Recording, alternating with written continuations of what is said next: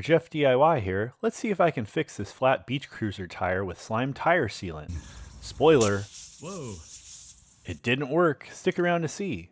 First I wanted to try and find the leak. I pumped up the tube, and because my tire sidewall is so sun damaged and cracked, I thought I'd be able to find the hole without taking out the tube first.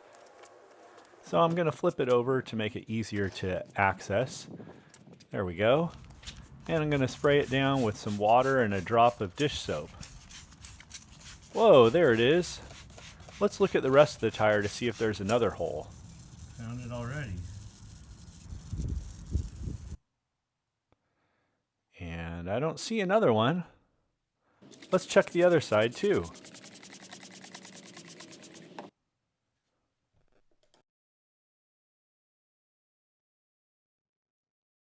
Okay, let's look at the instructions for this tire sealant. It says you're first supposed to position the valve core at the top of the tire. Now, I think this is because they want you to be able to pump stuff in if you have a big car tire. Now, I have my bike tire lifted off the ground and I know where the hole is, so I didn't follow that exactly, but I did rotate it around later to distribute it. Here's the tire valve core remover. I really like this tool. It works super well and it's very compact. There's no moving parts, so very simple. And here we go. A few little swivels and out comes the valve core. There you can see it. Be sure to save that for later.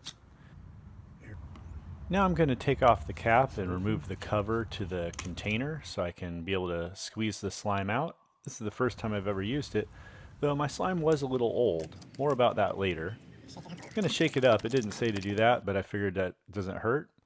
Put the tube on and then put it on the valve stem. Oh wow, look at the green. Cool. You can actually see it coming out. It almost looks like it has little black rubber bits in there.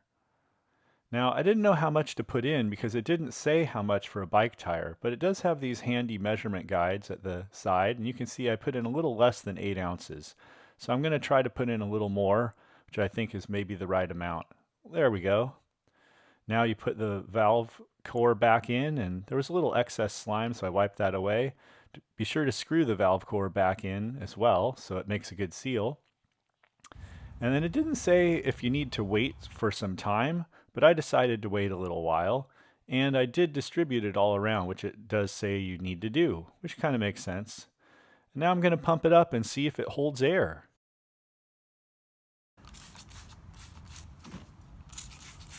Oh man, bogus! You can see it. So why didn't it work? Well, my slime was a little bit old, but as you saw, it went in there just fine. The other reason could be that maybe I didn't put in enough. But there weren't instructions on how much to install for a bike tube. Since this failed, I was going to have to replace the tube, so I took it out, and you can see the slime kind of made a plug. Whoa! But it just isn't strong enough to prevent the air from escaping. If you can think of something I did wrong or a better way to have done this, please leave a comment below so we can all learn from it. So you can see the slime escaping. It's definitely not holding it or helping in any way. If you enjoyed this video, please hit the like button so it's easier to find by others. Consider subscribing. This is Dr. Jeff DIY. I'll see you the next time something breaks.